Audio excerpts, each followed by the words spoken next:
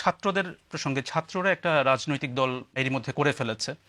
সে বিষয়ে কয়েকটি রাজনৈতিক দল, বিশেষ করে বিএনপির পক্ষ থেকে বলা হয়েছে যে, একটা অভিযোগ করা হয়েছে সরকার এখানে তাদেরকে সহায়তা করছে। সরকার কি সহায়তা করছে তাদেরকে বা না, করেছে? সরকার কোনো সহায়তা করে না। 3জন ছাত্র প্রতিনিধি ছিল সরকারের ভেতরে, যিনি রাজনীতি মনস্থির করেছেন তিনি সরকার থেকে ইস্তফা দিয়ে চলে গেছেন। উনি প্রাইভেট সিটিজেন হিসেবে রাজনীতি করবেন, এর কার বাধা দেওয়ার কি আছে? সেনাবাহিনী থেকে কি আপনি সহযোগিতা পাচ্ছেন? সর্বোত্তম একদম প্রথম থেকে যা ছিল এখনো তাই? অ্যাবসলিউটলি। আপনি নিশ্চয়ই জানেন যে সম্প্রতি সেনাপ্রধান একটি বক্তব্য দিয়েছেন যেখানে তিনি বলেছেন যে অনেক বিষয়ে তিনি এবং আপনি একমত। তার মধ্যে তার একটি বক্তব্য ছিল যে সবাই একসাথে কাজ না করতে পারলে বাংলাদেশের স্বাধীনতা এবং সার্বভৌমত্ব হুমকির মুখে পড়বে বা এটা বিপন্ন হতে পারে। আপনি কি এই বক্তব্যের সাথে একমত? এটা ওনার বক্তব্য, উনি বলবেন। এটা আমার ওনাকে এন্ডোর্স করা না করার বিষয় না এটা। যেটা যেহেতু তিনি বলছেন যে অনেক বিষয়ে কথা হয়, আপনি অনেক বিষয়ে একমত, অথবা এই যে স্বাধীনতা সার্বভৌমত্ব বিপন্ন হওয়ার কোনো সম্ভাবনা কি আছে কিনা সরকার প্রধান হিসেবে আপনি কি এটা তো বলেন? সব সময় থাকে। একটা পলাতক দল দেশ ছেড়ে চলে গেছে, তাদের নেতৃত্ব চলে গেছে, তারা সর্বাত্মক চেষ্টা করছে এটাকে আনসেটল করার জন্য। এটা তো সবসময় থ্রেট আছে, প্রতিক্ষণই আছে, প্রতি জায়গাতেই আছে। কাজে এটা তো সবসময় থাকবে। মানে হুমকিটা কি আপনি বলছেন আওয়ামী লীগ থেকে, ক্ষমতাচ্যুত আওয়ামী লীগ থেকে? অবশ্যই, এটা তো অবভিয়াস। তারা মাঝে মাঝে ঘোষণা করছে, বক্তৃতা দিচ্ছে, অ্যাড্রেস করছে, আমরা সবাই শুনছি, মানুষ উত্তেজিত হচ্ছে। আপনি এখন যেটা বললেন যে তাদের দিক থেকে নানা রকম কর্মকাণ্ড আছে, হুমকিটা কোথায় এই মুহূর্তে? এই যে অ্যাড্রেস করছে, জাগো, কাজে নামো, ইত্যাদি ইত্যাদি অনেক আহ্বান জানাচ্ছে না, কর্মসূচি দিচ্ছে, হরতাল করো, অমুক করো। এটা মানুষ কীভাবে নেবে এটাকে বলেন? এটা কীভাবে মিষ্টি মুখে চলে যাবে সব? অন্তর্বর্তী সরকারের একটি বড় লক্ষ্য হিসেবে আপনি সংস্কারের কথা বলেছেন, এবং এটা নিয়ে আপনারা অনেকগুলো কমিশনও গঠন করেছেন। কিন্তু এখন যেহেতু আপনারাই বলছেন যে এই বছরের শেষে নির্বাচন হবে, তো এই অল্প সময়ের মধ্যে আপনারা সংস্কার কতটা করতে পারবেন বলে মনে করেন?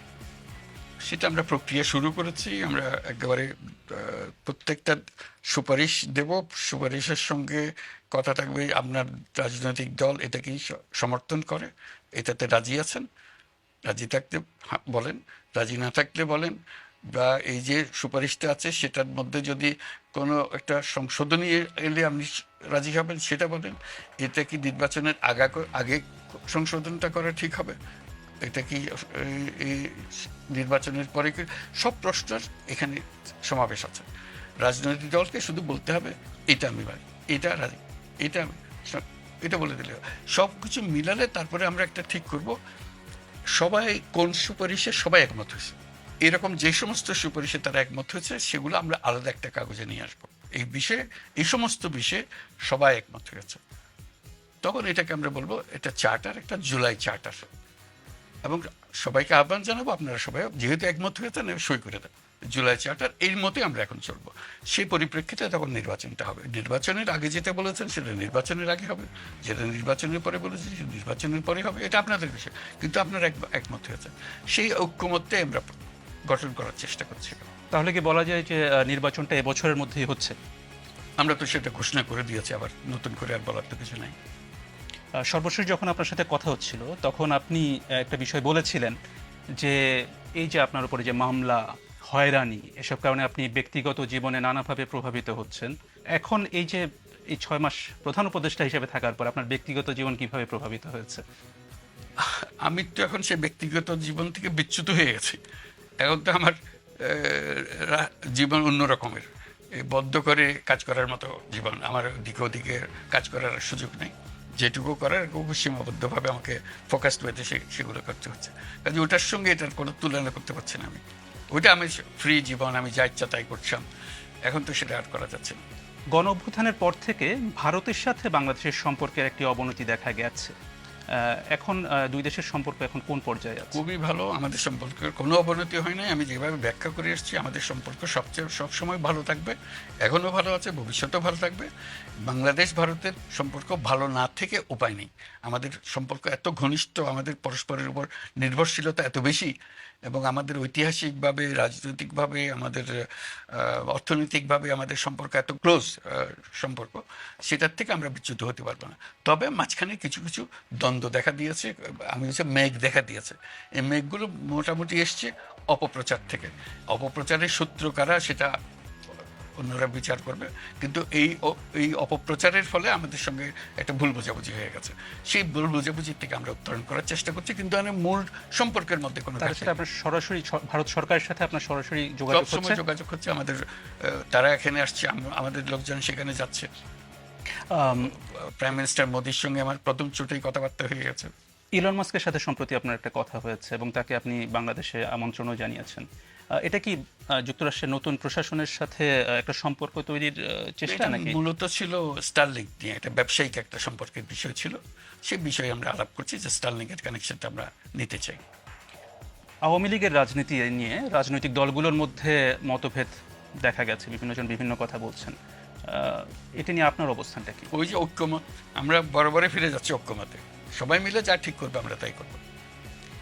মানে এই বিষয়ে আপনার সরাসরি আমার কোনো অবস্থান নেই যে সরাসরি অবস্থান- আওয়ামী লীগ কি নিষিদ্ধ হবে অথবা রাজনীতি করবে কিনা, নির্বাচনে অংশ নেবে কিনা, এটা নিয়ে? আমি অত ডিটেলসে যাচ্ছি না। আমার বরাবরের পজিশন সেটা হলো যে আমরা সবাই এই দেশের নাগরিক, আমাদের এই দেশের উপরে সমান অধিকার, আমরা সব ভাই ভাই, আমাদেরকে এই দেশেই বাঁচতে হবে, এ দেশকেই বড় করতে হবে।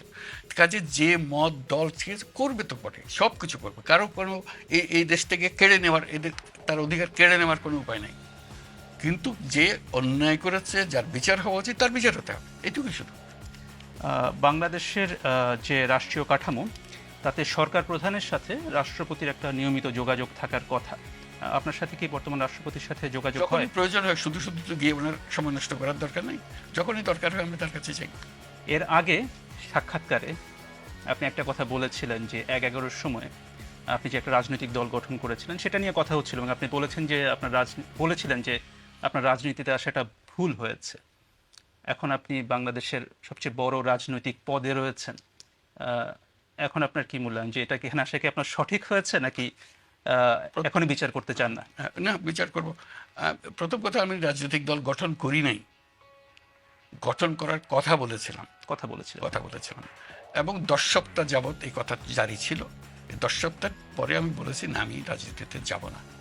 আমি এই কথা বলেছি, politics is not my cup of tea. এবং ওইখানেই সমাপ্ত। এরপরে আর রাজনীতির কাছে আমার কেউ টানতে পারেনি। সবাই চেষ্টা করেছে দেশের নেতৃত্ব নেন, আপনি প্রধানমন্ত্রী হন, সবাই চেষ্টা করেছে, আমি কোথায় যাইনি। আমি বলছি এই চ্যাপ্টার শেষ, এই 10 সপ্তাহ দ্যাটস এনাফ। ওইটাই ছিল। কাজে ওইভাবেই আছি এখন। এখানে আমি রাজনীতি যাওয়ার কোনো সম্ভাবনা নেই, রাজনীতি করিও না, কিন্তু করবো এটা না। একটা রাজনৈতিক পদ, সরকার প্রধান। যদি টেকনিক্যালি হবে, এটা নিয়ে আমি তো এই পদে আসতেও চাই নাই। আমাকে অনুরোধ করেছে, বহুবারে করেছে, তারপর আমি শেষ পর্যন্ত সম্মত হয়েছে, সেটা দায়িত্ব নিয়েছে। এটা রাজনৈতিক পদ যদি হয়ে থাকে, এটা বাই ডেফিনিশন। আমি রাজনীতি করি না। প্রধান উপদেষ্টা অধ্যাপক মোহাম্মদ ইউনূস, আপনাকে অনেক ধন্যবাদ।